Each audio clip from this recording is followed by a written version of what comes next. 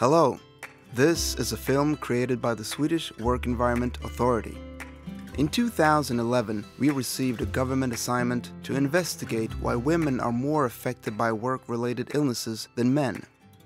When we began to analyze this, we discovered that a gender perspective on work environment was necessary to get answers. In this film, we will tell you about the results of this work and show how a gender perspective on work environment can prevent people, and among them a larger proportion of women, from becoming sick and being forced to end their working life early. We hope that those of you who are interested in and work with the work environment will be inspired to see how this area can benefit from a gender perspective. We use two methods in our work with investigating the differences and conditions in women's and men's work environments. One of the methods entails a comparison between two municipal organizations, that is, two workplaces with the same employer. The other method we used was our inspections, where we looked at ergonomic conditions and how these affect women and men differently in their working lives. To show you how this works, we shall now begin by looking at a fish processing factory in southern Sweden in order to see what a gender perspective on the work environment can entail there. At Fiskindustri AB, there is a lot to do. Fish are delivered to the conveyor belt. There they are cleaned, filleted, marked, and packaged. The heavy boxes need to be lifted, carried, pushed, and dragged. On the conveyor belts, fish are handled manually with implements and tools. The actions are repeated without a break. The movements are in the muscle memory, and the work happens almost by itself. Out on the loading dock, other actions apply.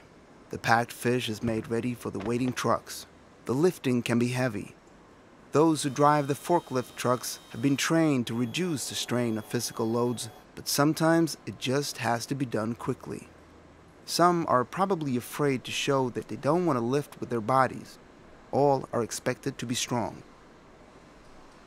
The fish processing industry has a workforce consisting of both women and men, but they do different things and are therefore subject to different types of risks.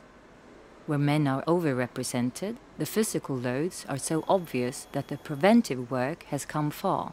Here, it is mainly work tempo and expectations of strength and invincibility that creates a risk of workplace accidents. Among the majority of women at the conveyor belt, the physical strains are many but lighter. The risk of injury is not given as much attention and is not systematically dealt with. It is mainly the possibility of variation and recovery which influences the effects of the movements on the body. Several people on the conveyor belt will, over time, have difficulties that mean they cannot work at full speed throughout their working life. On the loading dock, several will be affected by back pain and, in the worst-case scenario, at some point be seriously injured. Maybe this could be changed by highlighting how gender is giving significance at our workplaces. If the employer created a schedule which meant that the employees could rotate more, would women's wrists and shoulders have an opportunity to recover if they drove forklifts and waved in trucks instead? Muscle memory would perhaps not be trained as fast, and some orientation time between different work tasks would be required. Every staff member would need to learn several things, but maybe they would feel more secure knowing that their bodies would last right through their working life. Could tools and equipment be used to reduce physical strain for everyone? What would happen on the loading dock if men who worked there began to question why one is expected to be strong? What would happen if the employer encouraged employees to start talking about what hurts? Would the expectations on the men to be risk takers drop? If the employers had a gender perspective on the work environment, would Fiskindustri AB have staff members who could complement each other and therefore make the entire company less vulnerable and more profitable?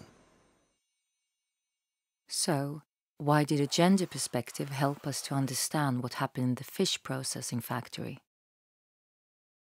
If we assume that there are certain ideas about men and women, called gender patterns, that exist in the workplace, we can also see how these affect the work environment.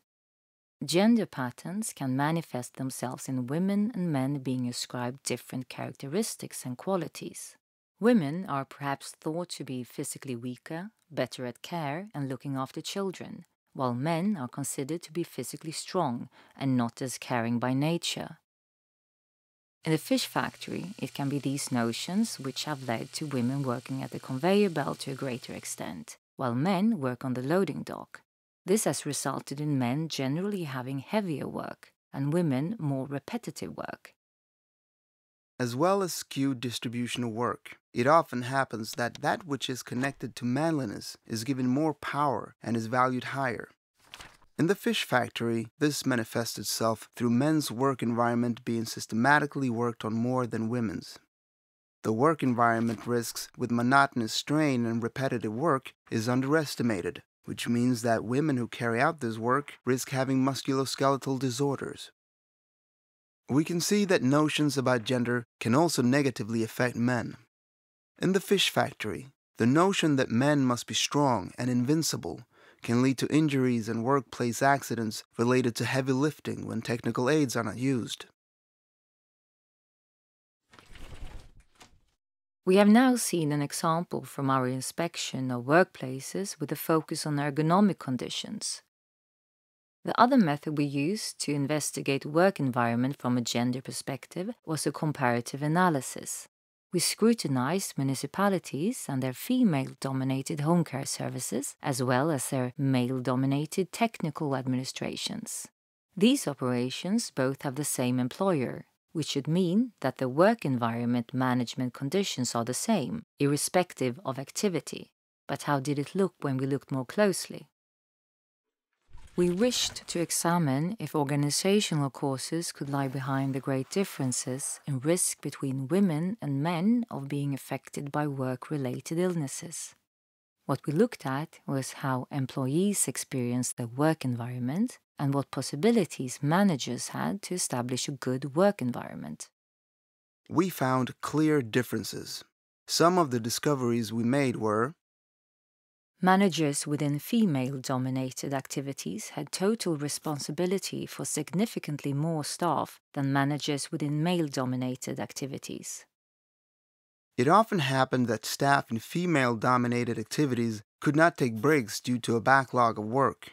In male-dominated activities, it was easier for staff to prioritize and deal with a high workload in a pragmatic way. Within female-dominated activities, procedures for this were often lacking. Within female-dominated activities, fewer staff members felt that the amount of work, staffing, and other resources were well adapted to expectations in the operation. In male-dominated activities, there were often sufficiently extensive IT systems, equipment, and premises. In female-dominated activities, sufficient premises, space for staff, functioning, and sufficient vehicles were often lacking. Managers and staff within male-dominated activities were often listened to more by politicians and municipal management. They therefore had better opportunity to influence their work relationships and tasks. In summary, one can say that the conditions for good work environment management were tangibly worse for the female-dominated activities. The pattern was the same in almost all the municipalities we inspected, irrespective of size. In our work, we unfortunately see that there are notions about feminine and masculine in working life, which have significance when the work is organized. This is a fundamental cause as to why women are injured and sick due to their work to a higher degree, and men are affected by accidents and cases of death at work.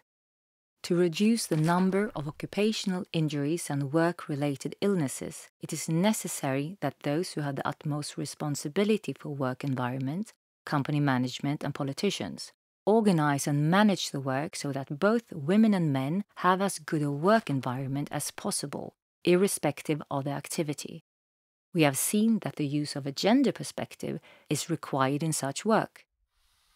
We will continue to conduct work which promotes a gender-equal work environment. We have, for example, received an assignment from the government to analyze fatal accidents from a gender perspective. Do you think that this sounds interesting? Would you like to know more? You will find more on our website. There we share information and tools translated into English. Please contact us if you have questions about a gender perspective on work environment, because this has a great development potential which will profit us all.